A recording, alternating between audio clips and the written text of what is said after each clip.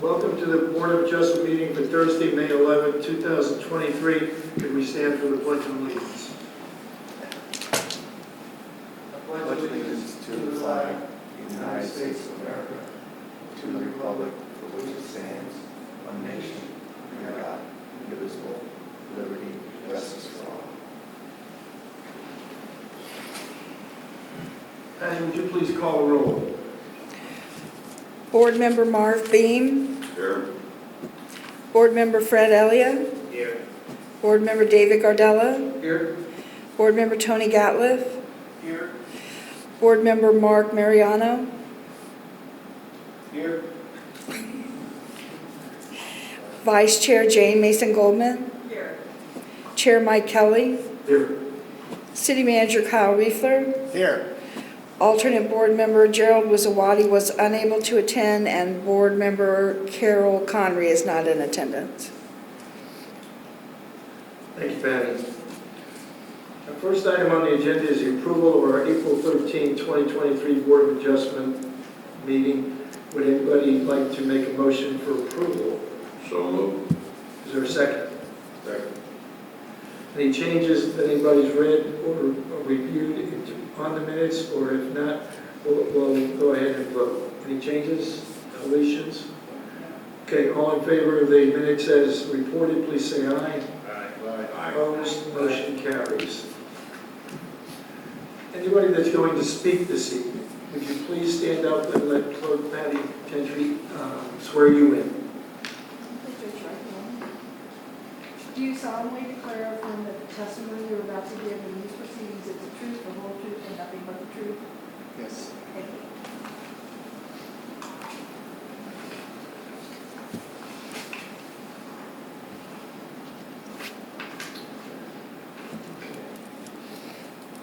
I'd like to go over the rules and procedures that we're going to follow tonight, especially for the sake of the applicant.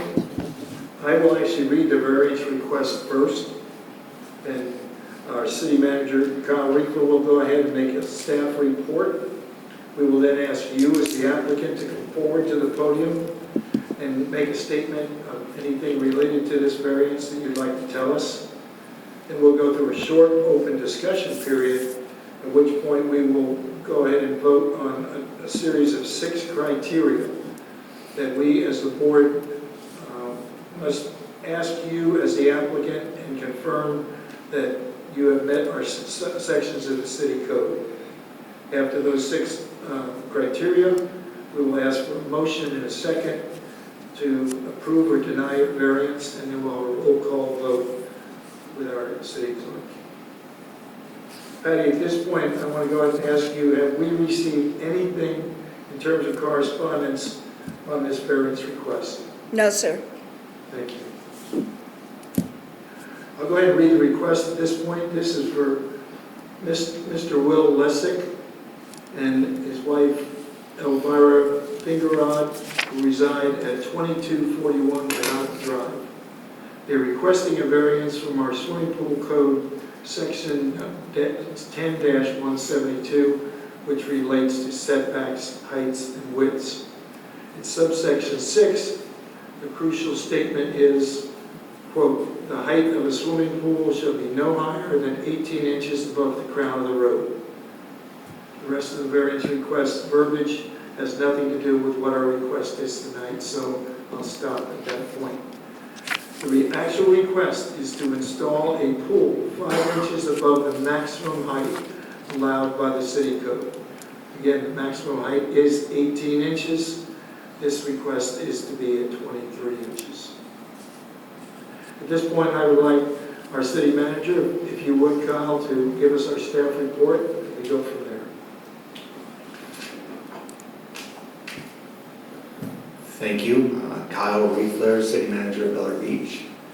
So we received this application on April 17th, 2023. Our city contracted engineer, Albert Carrier with Trans Systems, reviewed the application and plans.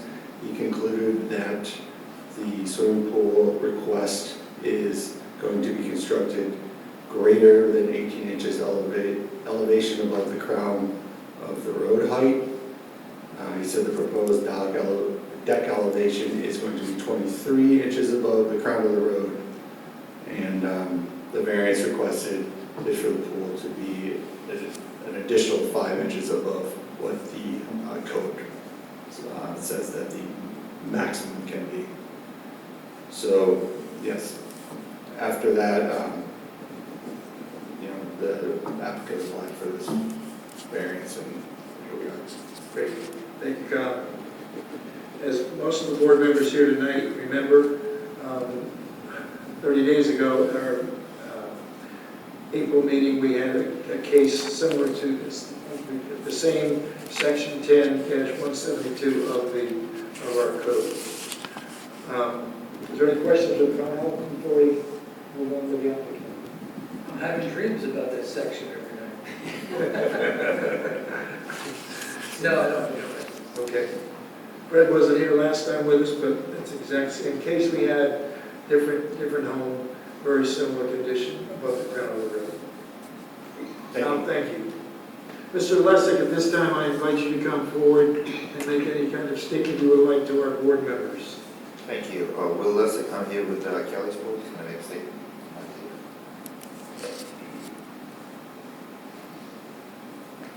Hello, everyone. I'm Chris Arnold with Kelly Pools. I feel like this is getting to be a monthly get-together for us. So, basically, what we're asking for is the relief of 5 inches from the code that states the pool cannot be any higher than 18 inches above the crown of the road. The Lessicks live in a house that was built many years ago. It's not new construction. The house is currently 27 inches above the crown of the road. We're going to have a 4-inch step down, which is typical in our industry, to the pool deck. And the pool deck will be at that level, so that'll put the pool at 23 inches above the crown of the road. There are pools on both adjacent properties, both at the same elevations for the most part. Drainage will not be affected at all to either property, and that's all we're asking for is the 5 inches of relief. If anyone has any questions, I'll be happy to answer. Thanks for your explanation. Thank you, Chris. Thank you. Mark, at this time, can I ask you to come up and join us? The presence is requested.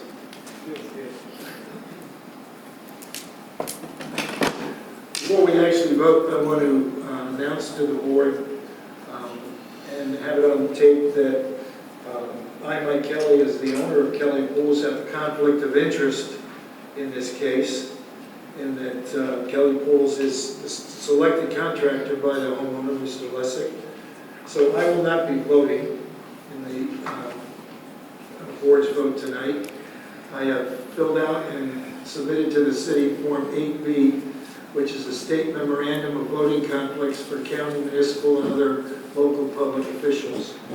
This is from the State Ethics Commission, and as a result, this will be added to our formal minutes.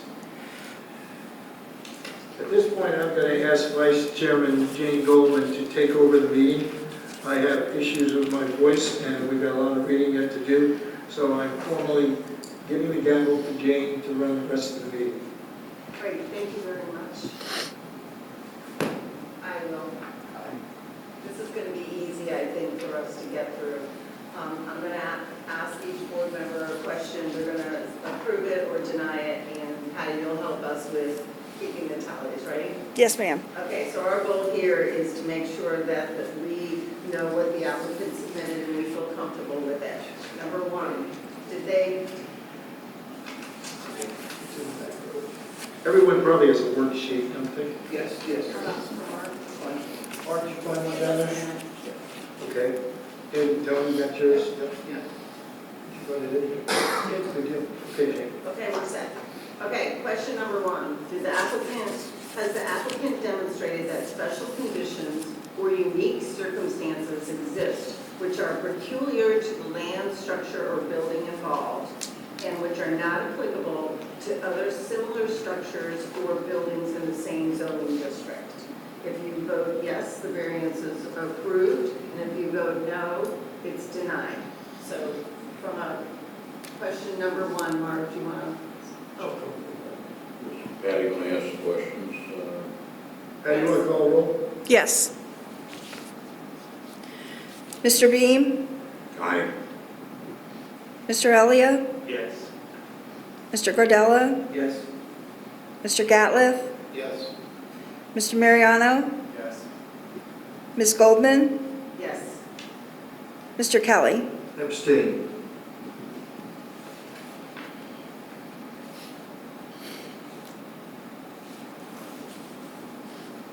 So it passes 6-0 with 1 abstention. Okay, thank you. Question number 2. The applicant has demonstrated that the variance requested is the minimum variance that will make possible the reasonable use of the land, building, or structure. Yes is approved, no is denied. Mr. Beam? Aye. Mr. Elia? Yes. Mr. Gardella? Yes. Mr. Gatliff? Yes. Mr. Mariana? Yes. Ms. Goldman? Yes. Mr. Kelly? Abstain. Passes 6-0 with 1 abstention. Question number 3. Applicant has demonstrated that granting the variance requested will not confer on the applicant any special privilege that is denied by this chapter. Yes is approval, no is denied. Mr. Beam? Aye. Mr. Elia? Yes. Mr. Gardella? Yes. Mr. Gatliff? Yes. Mr. Mariana? Yes. Ms. Goldman? Yes. Mr. Kelly? Abstain. Passes 6-0 with 1 abstention. Okay, question number 4. Has the applicant demonstrated that the variance requested does not change the use of the property from the use characteristics mandated for districts 1 and 2 in sections 30-51 and 94-252 in Article 4, Division 3 of this chapter? Yes is approved, no is denied. Mr. Beam? Aye. Mr. Elia? Yes. Mr. Gardella? Yes. Mr. Gatliff? Yes. Mr. Mariana? Yes. Ms. Goldman? Yes. Mr. Kelly? Abstain. Passes 6-0 with 1 abstention. Number 5, applicant will comply fully with additional conditions and safeguards which the Board of Adjustment may prescribe, including but not limited to reasonable time limits within which the action for which a variance is required shall commence and/or be completed. Yes is approved, no is denied. Mr. Beam? Aye. Mr. Elia? Yes. Mr. Gardella? Yes. Mr. Gatliff? Yes. Mr. Mariana? Yes. Ms. Goldman? Yes. Mr. Kelly? Abstain. Passes 6-0 with 1 abstention. Applicant has demonstrated that the variance requested does not violate any provision and requirements set forth in Chapter 62 and Chapter 74 of the City Code. Yes is approved, no is denied.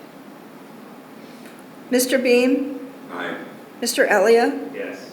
Mr. Gardella? Yes. Mr. Gatliff? Yes. Mr. Mariana? Yes. Ms. Goldman? Yes. Mr. Kelly? Abstain. Passes 6-0 with 1 abstention. I would like to call for a motion for the variance to be approved. So moved. Second. I'm sorry, who was the second? Mr. Elliott. Thank you.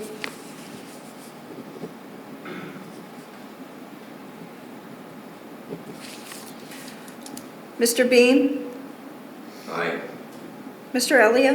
Yes. Mr. Gardella? Yes. Mr. Gatliff? Yes. Mr. Mariana? Yes. Ms. Goldman? Yes. Mr. Kelly? Abstain. 6-0 passes with 1 abstention. So the motion carried 6-0 with 1 abstention to the variance request 23-03, and it's approved. And congratulations, Will. Thank you, everybody. Thank you. Thank you, Jane. Is there any other items that come before our board at this point? Any old business, any new business? I want to mention to everybody that one of the requirements to serve as an elected or appointed official is to annually fill out a financial disclosure form, which is called Form 1. It's due to the supervisor of elections by July 1st of this year. Patty and I had a discussion about it today, because normally she gets those forms sent. Does it come from the Ethics Commission, or does it come from Supervisor of Elections? They come from the ethics, but then they're returned to the supervisor. So each one of us is responsible for filling out one of those forms. Those that have served on the board before have done it. They start finding you, I think, after July 1st, or is it after September? Is it grace period? I think Yes. it's a grace period. Yeah. So that's the only other thing. To my knowledge, we don't have another variance coming up in June. Is that correct? Right. So you'll have to get the form, when Patty sends it to us, into the supervisor election by July 1st. And you'll email those to us? Like USB, right? Email or email those to us, the forms? They mail them U.S. Postal Service. When should we be looking for those? Are we coming soon? And sorry, I can't hear you. When should we be looking for that letter? It'll be coming pretty soon, right?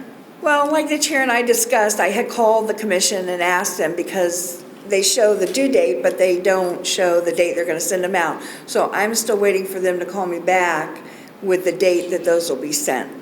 So as soon as they let me know, and I'm going to have to follow up, I guess, because they're not answering, it's been 2 days. As soon as I know, I will email everybody and let you know when to expect it.